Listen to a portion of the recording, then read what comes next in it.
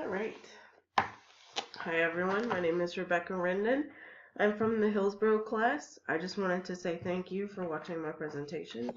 I hope you enjoy learning about Operation Frequent Wind with me, and thanks again.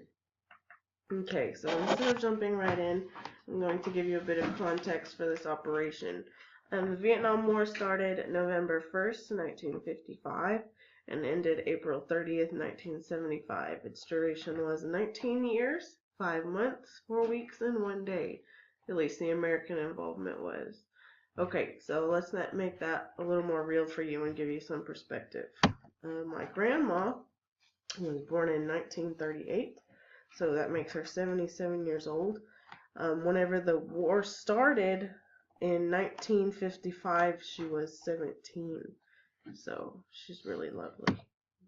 And when the war ended, she was 37.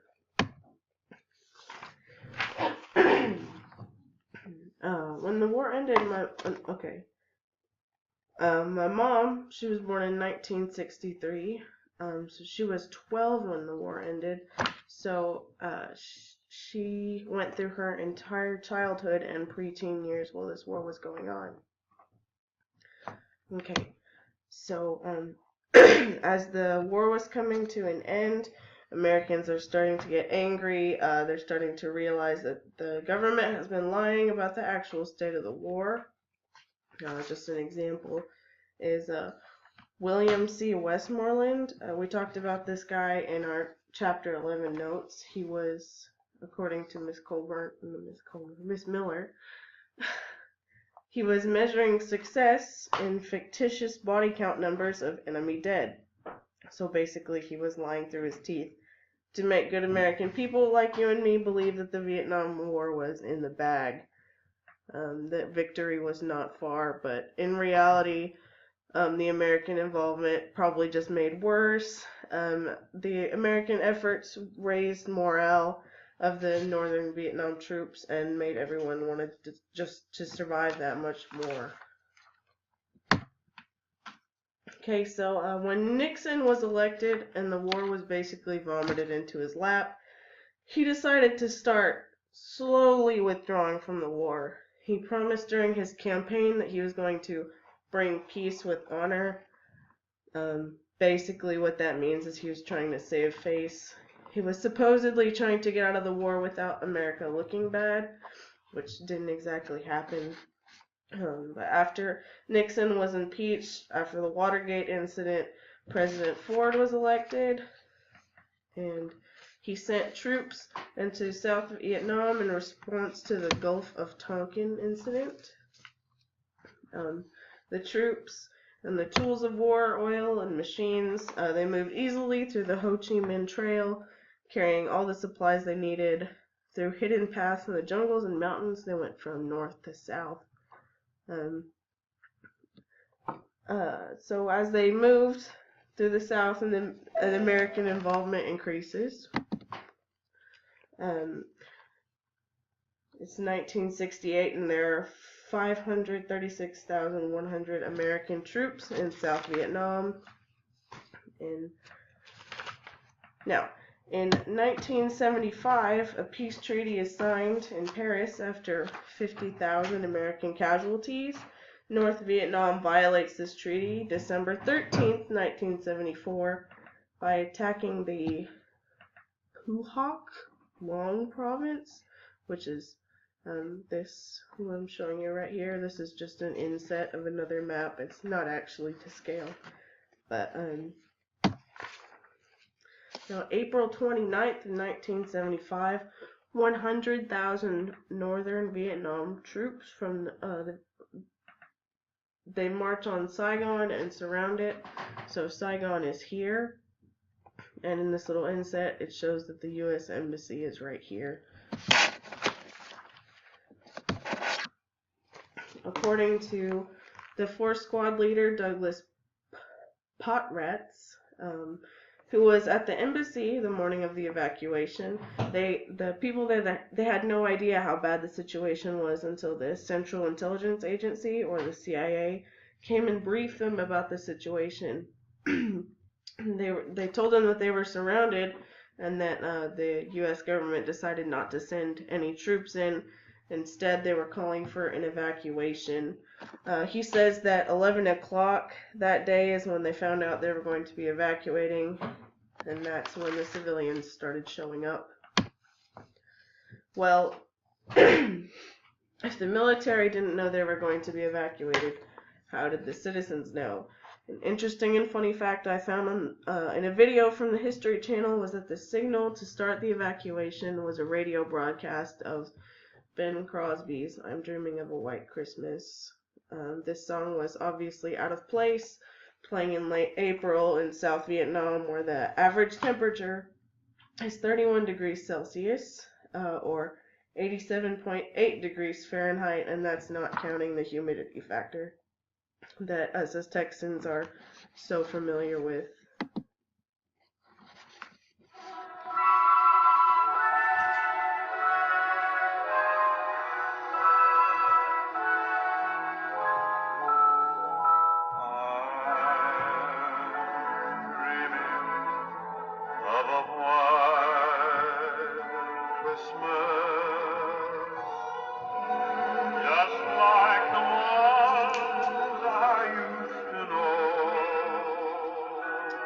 Okay, so back to it. Excuse me. I have to apologize for my voice. I have a cold, so that's why I sound like this. Now, according to Doug Pottratz, the Force Squad leader, who I was talking about just a second ago, this guy, if my computer will load, this guy, he said that the CIA told them that anyone with any type of U.S.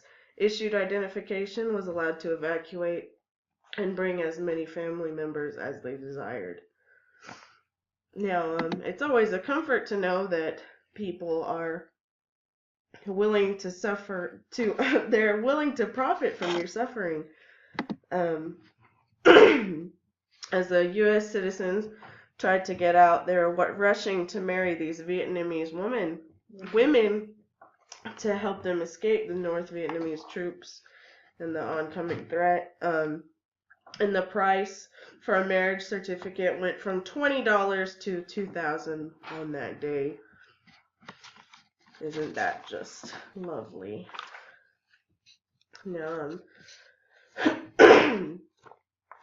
Douglas Pottrat says, excuse me, that during the evacuation, they were loading 70 or 80 Vietnamese people on these HH-53s that are generally made to carry 40 combat-ready troops. Well, why so squished?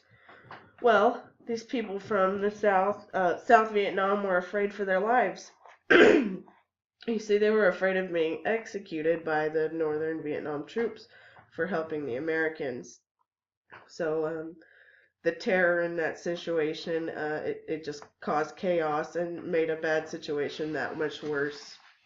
As you can see on,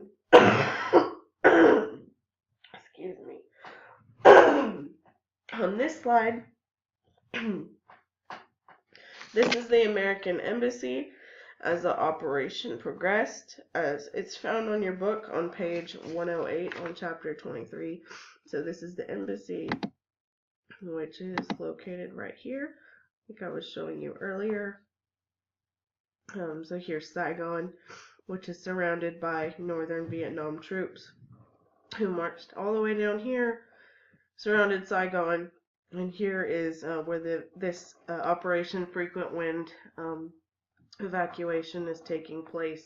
So the U.S. Embassy, which was right there, looks like this right now. And people are climbing up onto the roof to be taken away by these helicopters, these HH-53s.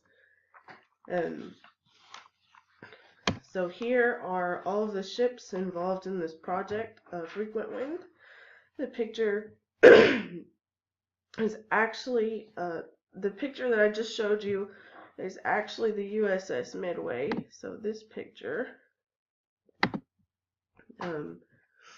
where all these helicopters are, so you can see that this is not some tiny little dingy ship. It has all these helicopters on it. So this is the USS Midway, and which is located right here. So all of these enormous ships, like you just saw, are involved in the evacuation. It's quite a bit of them. So that's a lot of people.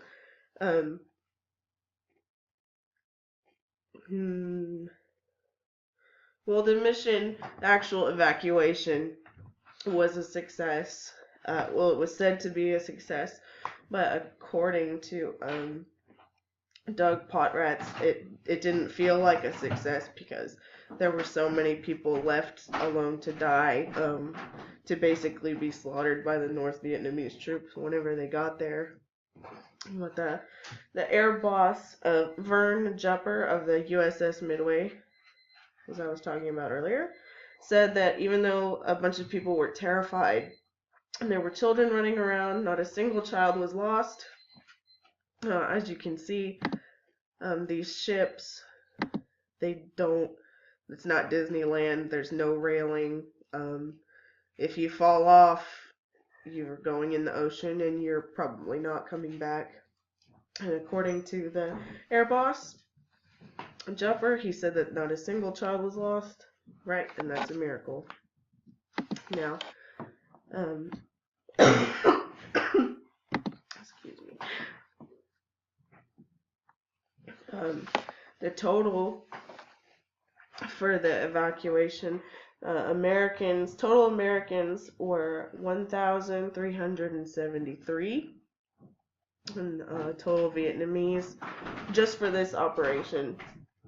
There was another operation where they saved a bunch of orphan children, so that was around 2,000 children. But for this operation, the total number of Vietnamese saved were 5,595, and that was just the people evacuated by helicopter. These enormous ships, they were actually running out of room as these people started coming on board, and they were actually pushing these helicopters into the water to make room for the oncoming helicopters, which I think they probably enjoyed that a little bit. But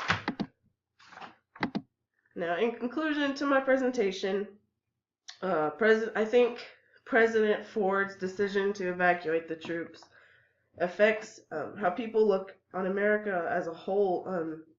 I said that the way he sent troops to help shows that America helps its allies and tries not to leave them in the cold, and so he really had nothing to gain by leaving all these people alone to die, and so it was a pretty grave situation, and Ford decided to help that out. So even a lot of people got tired of the Vietnam War, but I think President Ford made a really good decision by sending help. But that's all. Thank you for watching. My name is Rebecca Rendon, and I hope you enjoyed.